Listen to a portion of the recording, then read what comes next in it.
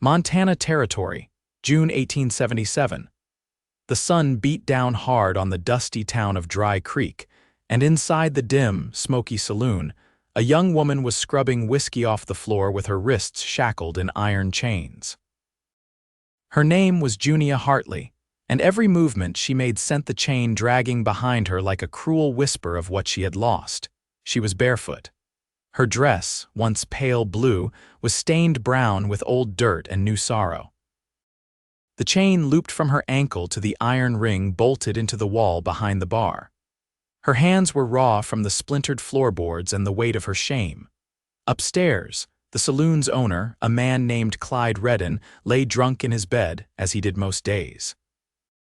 He had bought Junia from a traveling gambler 2 winters ago, claiming she owed him for her father's debts. She had been 19 then. Now she was 21 and she had not stepped outside since. The doors to the saloon creaked open. A boot heel struck wood. Junia did not look up at first. Men came and went, some threw coins, some leered, others ignored her entirely. She kept her eyes on her work, brushing water over a dried bloodstain near the piano. Another bootstep, slower this time, then a voice low and steady. "You always clean chained like that," Junia froze. She glanced up. A man stood in the doorway. Tall, lean, broad across the shoulders. Dust clung to his coat and his hat shadowed his face. But when he stepped into the light, she saw his eyes gray, steady, and sharp as a blade. "I am not here for a drink," he said. Junia's voice cracked from disuse. "Then you should leave." The cowboy didn't move. He looked at her chains, then at the bar, then back at her. "Name's Zeke Kersey," he said.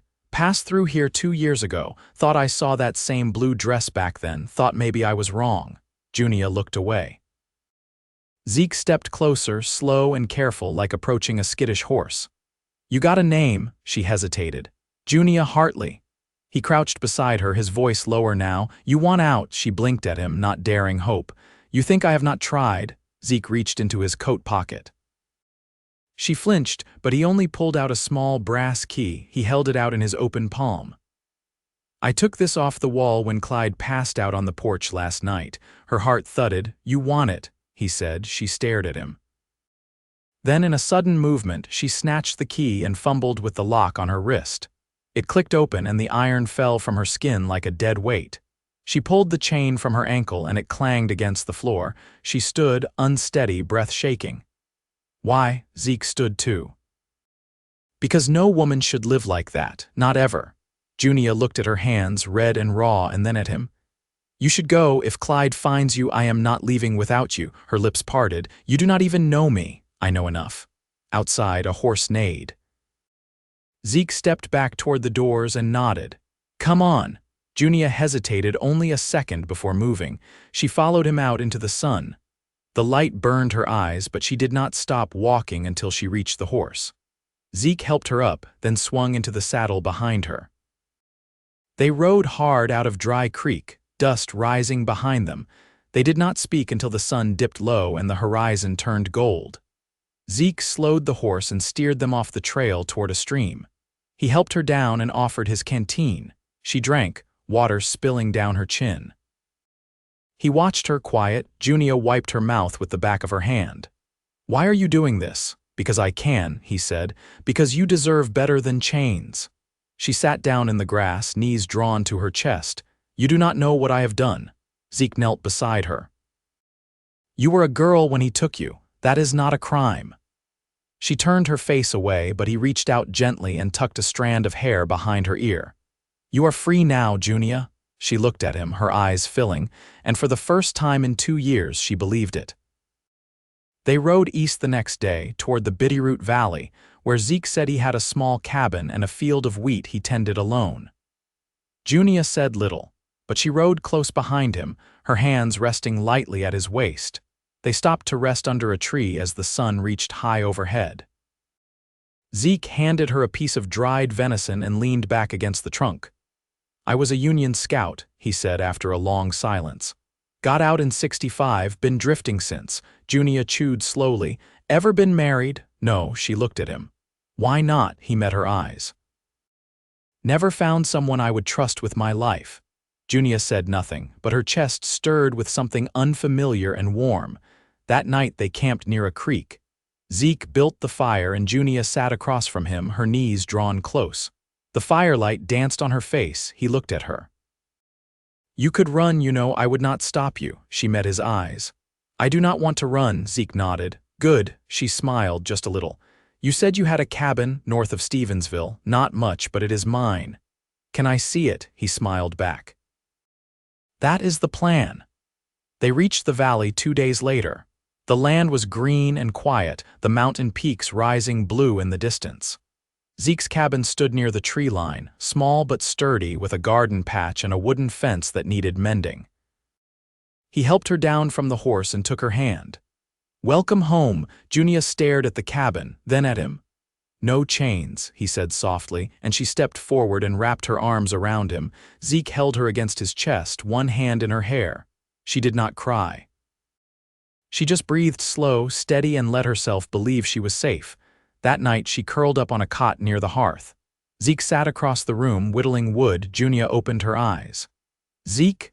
"Yeah, if I want to stay. Will you let me?" He looked up. "You never have to leave," she smiled.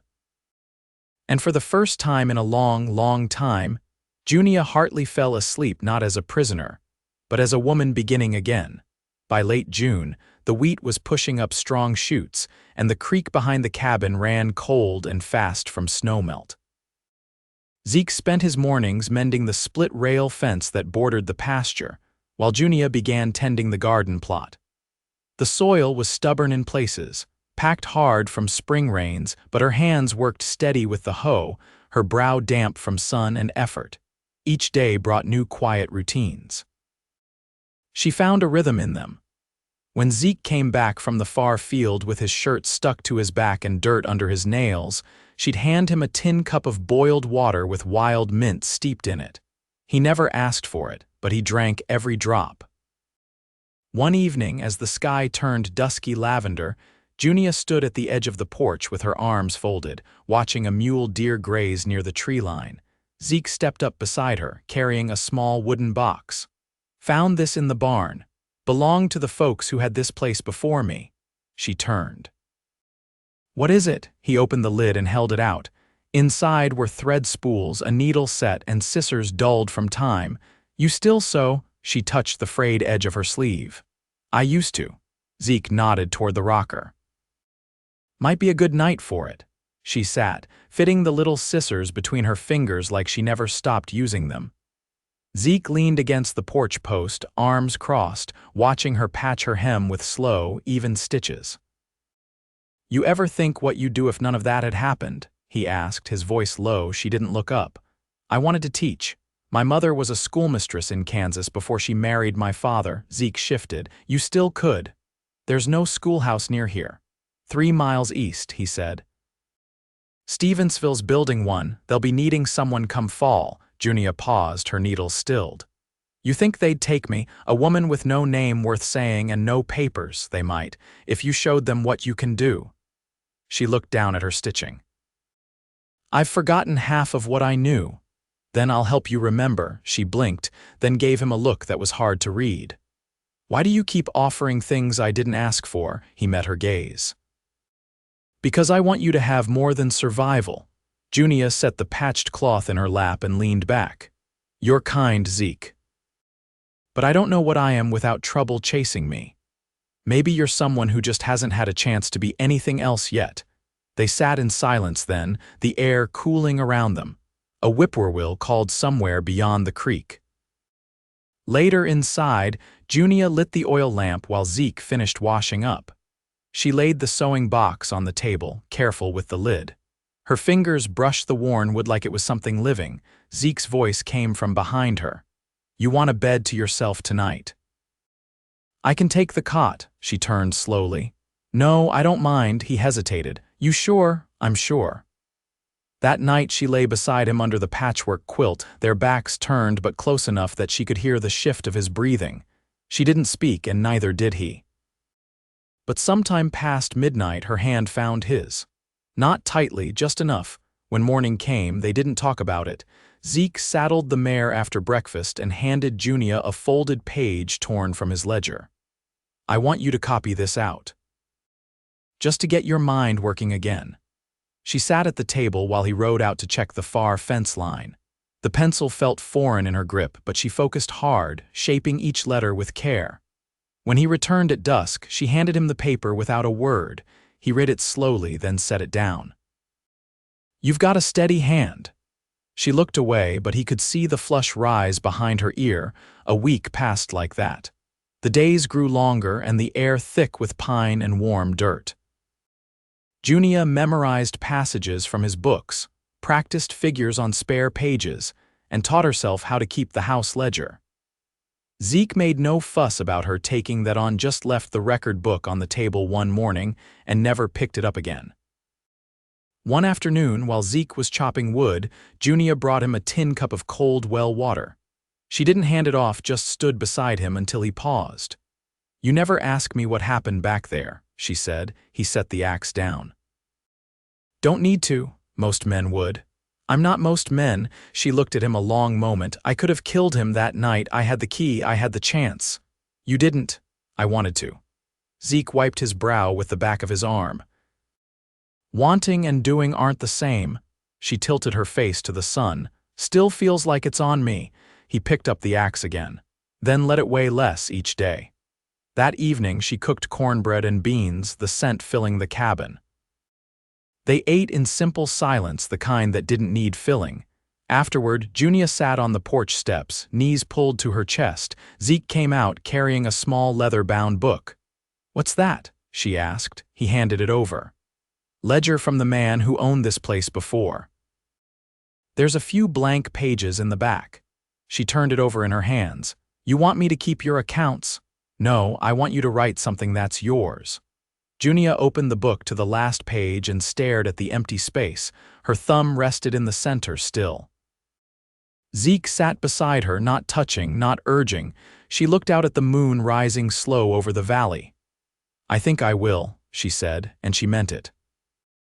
By mid-July, the first wild raspberries ripened along the edge of the woods, and Junia gathered them in a tin pail, her palms stained red with juice. Zeke had carved a new shelf above the hearth, and she lined it with jars she'd scrubbed clean, waiting for preserves she hadn't yet learned to make. That morning, she'd found an old grammar reader tucked behind a loose board beneath the floor. She brought it outside now, balanced on her knees while she read aloud to the chickens scratching in the yard. Her voice was quiet but sure, each sentence steadier than the last. Zeke returned from the creek with his sleeves rolled and a trout slung on a stringer. He paused at the edge of the clearing, watching her read through the open gate, as though something delicate might be broken if he stepped too loud. You're speaking like you got somewhere to go with all those words, he said finally. She shut the book, not startled. Words feel different now, like I'm not afraid of them anymore. He hooked the fish on the shed wall. You ever write any of your own? Not since I was small. My mother made me keep a record of the garden. I had to describe the weather for each planting day. Zeke rinsed his hands in the rain barrel. You could write about this place, how it's changing. She tilted her head. You think it is? Zeke nodded. You sleep with the door open now. Junia didn't answer right away, then she stood. I want to start a row of corn behind the coop. It gets sun most the day. You'll need help turning the ground. I'll manage. He gave her a look like he wanted to argue but didn't. Later, after supper, she pulled a folded paper from beneath her pillow and laid it beside him on the table. Her handwriting was still uneven, letters leaning too far left, but the lines were neat. He read it slowly. A description of the creek's edge, of how the water curved like a ribbon through stone and brush. She'd written about the trout, about the smell of crushed pine needles when the sun burned hot over the ridge. You saw all this today? He asked. I saw it different. I think I notice more now. Since leaving town, he looked at her. You ever think about going back? Junia shook her head. There's nothing for me there. Zeke tapped his thumb against the edge of the page. You write like someone who's been waiting to speak for a long time. She folded the paper again, slow and careful. Maybe I have. The next few days passed in heat and wind. They worked early and rested when the sun climbed high. Junia's corn rows took shape, and Zeke lent her his spade without saying much. He'd watch from the porch, a leather strap in his hand, sharpening his blade while she dug. One evening, the wind shifted west, bringing with it the scent of distant smoke. Zeke stood still, his nostrils flaring. "You smell that," he said. Junia lifted her head. "Fire! Somewhere far, might be a settler clearing land, could be natural." She glanced toward the mountains. "You ever see a fire up close?" "Once, in Nebraska, moved faster than any man could run." They didn't speak more of it. That night she woke to the sound of rain on the roof, gentle, steady, like a coat being shaken out above them. She sat up listening, then stepped outside barefoot. The earth was warm beneath her toes, the rain light and cold. Zeke appeared at the door behind her, a blanket in one hand. "You'll catch," he started, but stopped when he saw her face. Junia turned to him, rain trailing down her hair. "Do you think it ever gets easier? What, being alive in your own skin?" Zeke stepped out beneath the eave, the blanket forgotten. "Sometimes, when you're not alone in it." She moved toward him without speaking, her arms slipping around his waist. He didn't flinch, didn't ask. His arms came around her slow, like wrapping something that had been left in the cold too long. The rain thickened, and they stood like that until it soaked through their clothes. Inside, she peeled off her dress and laid it near the hearth to dry. Zeke turned away, giving her the space she didn't ask for but needed. She stepped toward him, wearing one of his shirts, the hem brushing her knees. "Thank you," she said. "For what?" "For making space for me, without asking payment." Zeke watched the fire. "You're not something to be owed." Junia moved close, her hand finding his. "I want to stay," she said. "You already are." She leaned into his chest, and this time sleep came easy. In early August, the ground dried to a fine dust, and the wind carried it under the eaves and across the floorboards. Junia took to sweeping twice a day, her movements brisk and practiced. The rhythm settled her bristle over wood, the soft thud of the dustpan filling. It was the kind of quiet work that gave her thoughts room to stretch without turning cruel. Zeke returned from the ridge past midday, his hair sticking to his brow, a coil of rawhide slung over one shoulder. "You see the rider?" he asked, stepping inside. Junia set the broom aside. "No one's been near." He unhooked the rawhide and set it on the table. "Someone was watching from the north bluff this morning, didn't come close enough to make their face." Her gaze lifted. "You think they followed us from Dry Creek? Could be a wanderer. Could be someone who heard a woman's taken up here." She crossed her arms. "You worried?" "I don't like the feeling of eyes I can't name." Junia stepped to the window, watching the trees sway slow and heavy. "We're not going back." Zeke leaned against the wall, arms folded. "No. We're not." They didn't speak more about it. He spent the afternoon reinforcing the shutters while she boiled water and started mixing lye soap from leftover fat. It was a sour-smelling task, but her hands worked with purpose, sleeves rolled above the elbow. That evening they ate on the porch, the sun low behind the pines. Junia tore off a piece of cornbread and passed him the tin plate.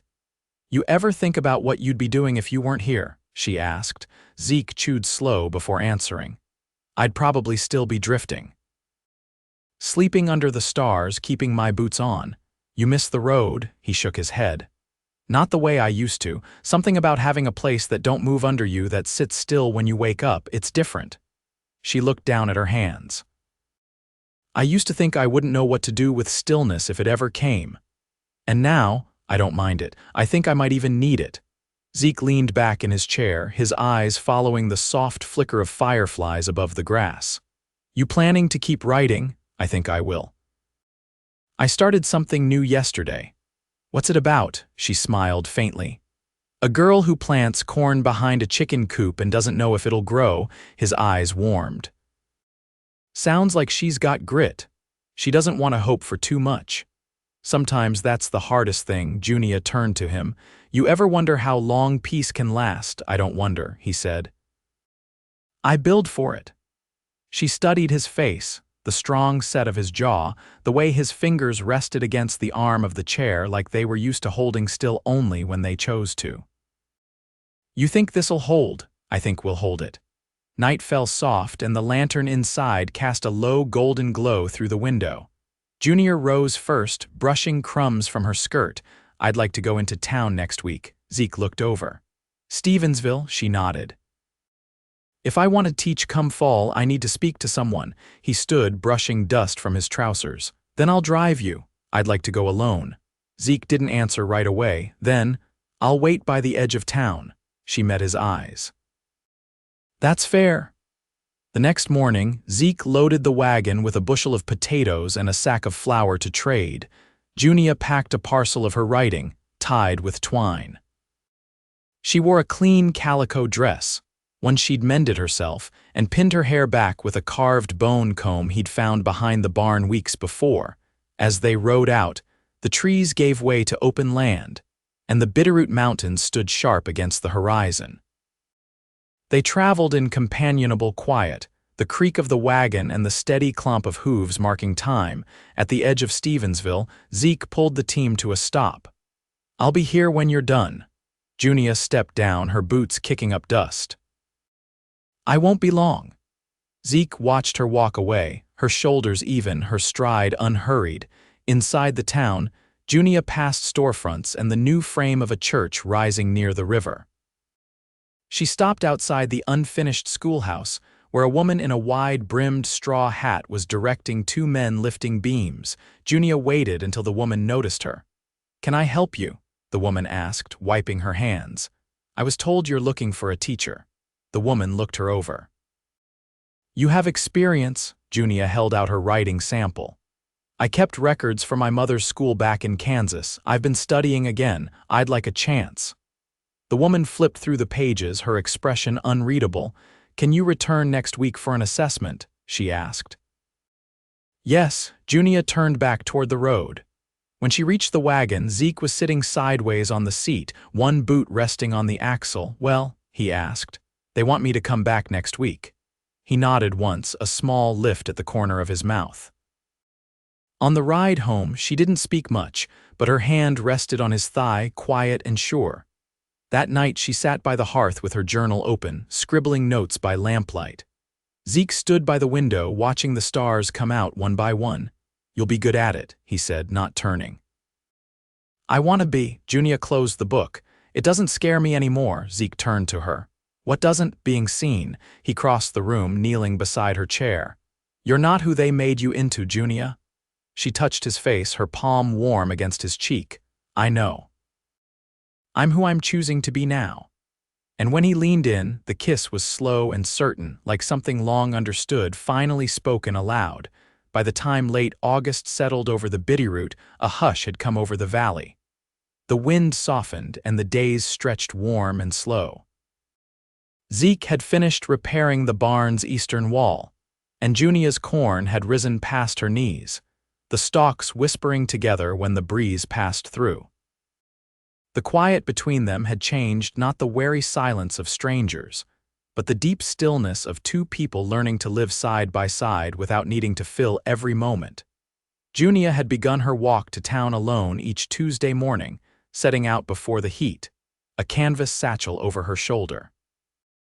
Zeke let her go without fuss, though he always watched her disappear beyond the ridge before returning to his work. She came back each week with observations about the children she'd met, the shape of the classroom, the way the townsfolk had looked at her less like a question and more like a woman with a purpose. She never brought up Dry Creek again, and neither did he.